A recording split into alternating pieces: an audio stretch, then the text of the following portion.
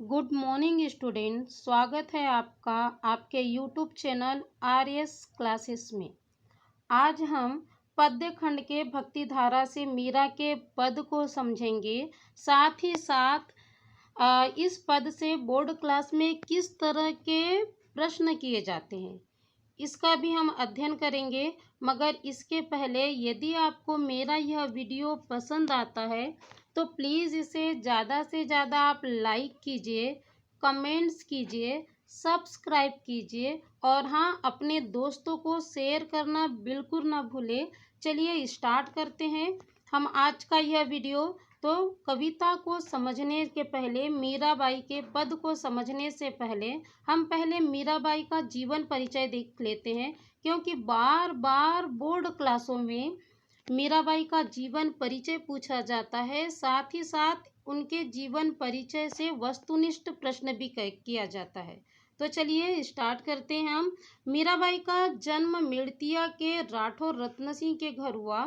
मीराबाई सगुन भक्ति धारा की कृष्ण भक्ति शाखा की कवित्री है। इनकी जो प्रमुख रचना है नरसिंह जीरो माहेरो, गीत गोविंद का टीका, राग गोविंद, सोरठा के पद, मीरा मल्हार आदि इनकी प्रमुख रचना है। मीराबाई का विवाह उदयपुर के महाराज भोजराज के साथ हुआ।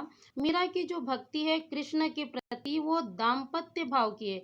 माफ कीजिए, इसमें थोड़े से जो अक्षर है वो कट गए हैं, मगर आप समझ लीजिएगा। इन्होंने अपनी जो अधिकतर रचना है मीराबाई की वो राजस्थानी भाषा में लिखी है। साथ ही साथ राजस्थानी भाषा के साथ साथ इन्होंने ब्रज भाषा, गुजराती भाषा और अपनी रचना में खड़ी बोली का भी प्रयोग किया है।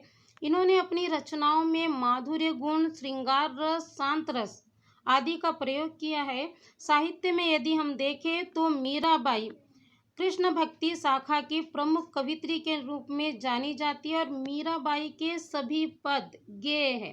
गेय यानी जिसे गाया जा सकता है। तो चलिए हम देखते हैं कि मीराबाई के जीवन परिचय से किस तरह के सवाल किए जाते हैं। मीराबाई के जीवन परिचय से जो सवाल किए जाते हैं वो ये है कि मीरा का जन्म कहाँ हुआ था। अगला सवाल ये भी किया जाता है कि मीराबाई का विवाह किसके साथ हुआ, या फिर मीरा की भक्ति किस भाव की है, मीरा के आराध्य कौन है, या फिर मीराबाई किस भक्ति धारा की कवित्री है। इस तरह के वस्तुनिष्ठ सवाल आपको बोर्ड परीक्षा में किए जाते हैं। तो मुझे पूरी उम्मीद है कि यदि आपको यह जीवन परिचय संक्षिप्त में समझ आया होगा तो आपको सारे प्रश्नों के जवाब भी मिल गए होंगे। तो चलिए स्टार्ट करते हैं मीरा के पद का पहला पद। बाला मैं बैरागिनी होंगी हो।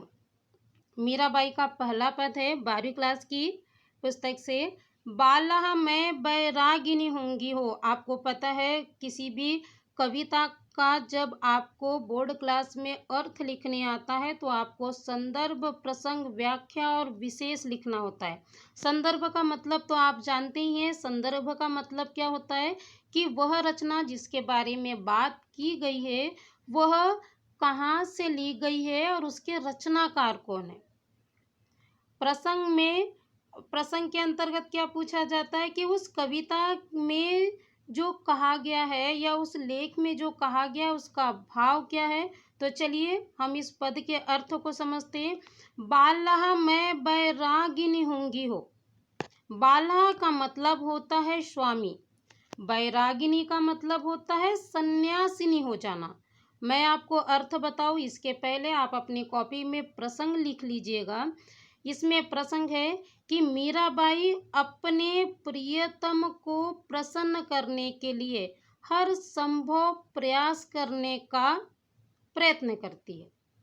ठीक है, या इस तरह भी लिख सकते हैं कि मीराबाई अपने प्रियतम को रिझाने के लिए हर संभव प्रयास कर रही है।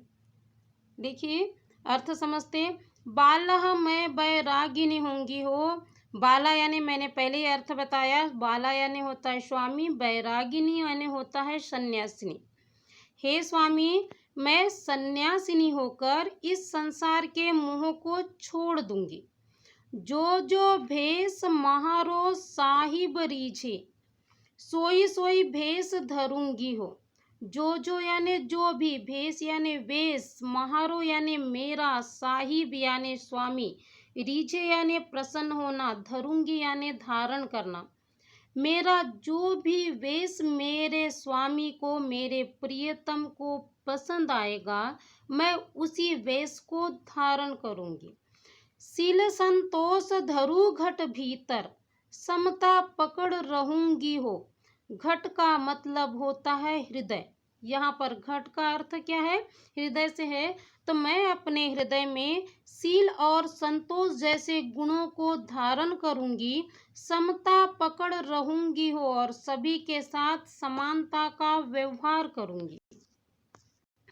जाको नाम निरंजन कहिए, ताको ध्यान धरूंगी हो। निरंजन यानी होता है सभी पापों से मुक्त। जो सभी पापों से मुक्त है, मैं ऐसे ईश्वर का ध्यान करूंगी। गुरु ज्ञान रंगू तन कपड़ा, मन मुद्रा पेरूंगी हो। क्या क्या कहती है कि मैं गुरु के ज्ञान रूपी रंग से शरीर रूपी कपड़े को रंगूंगी। गुरु ज्ञान रंगू तन कपड़ा, मैं गुरु के ज्ञान रूपी रंग से शरीर रूपी कपड़े को रंगूंगी। मन मुद्रा पेरूंगी हो और मन को क्या करूंगी? अंगूठी बनाकर धारण करूंगी। प्रेम प्रीत सु हरि गुण गाऊं, चरणन लिपट रहूंगी हो। मैं प्रेम पूर्वक अपने हरि का, अपने ईश्वर का स्मरण करूंगी और हमेशा उनके चरणों से लिपटी रहूंगी। यातन की मैं करूँ कीगरी, रसना राम रटूंगी हो। इस शरीर को मैं किगरी नामक वाद्य यंत्र बनाऊंगी। किगरी यानी एक वाद्य यंत्र होता है जिसमें एक तार लगा हुआ होता है, तो आप समझ गए होंगे। या तन की मैं करूँ कीगरी, रसना राम रटूंगी हो। रसना का मतलब होता है जिव्या, जीभ। इस शरीर की मैं किगरी नामक वाद्य यंत्र बनाऊंगी और अपने मुख से, अपने जीभ से हमेशा राम का नाम रटते रहूंगी। मीरा कहे प्रभु गिरधर नागर, सादा संग रहूंगी हो।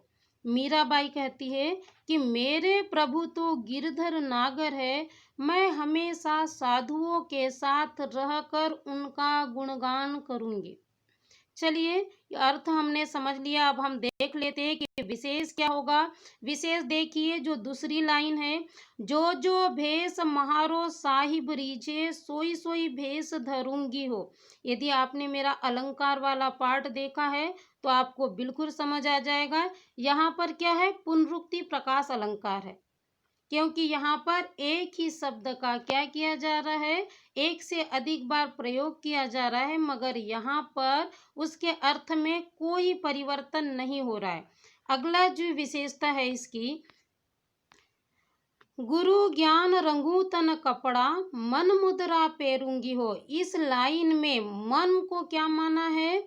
मुद्रा, अंगूठी माना है, इसीलिए यहाँ पर क्या होगा? रूपक अलंकार होगा। ठीक है, विशेष में आपने क्या देखा? एक क्या है? पुनरुक्ति प्रकाश अलंकार है, साथ में क्या है? रूपक अलंकार है।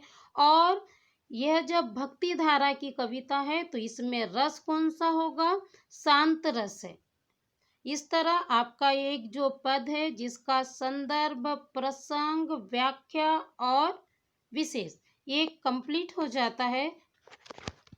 यदि आपको यह वीडियो मेरा पसंद आता है तो प्लीज़ इसे ज़्यादा से ज़्यादा लाइक कीजिए, शेयर कीजिए और हाँ, कमेंट्स बॉक्स में कमेंट्स लिखना ना भूलें। धन्यवाद।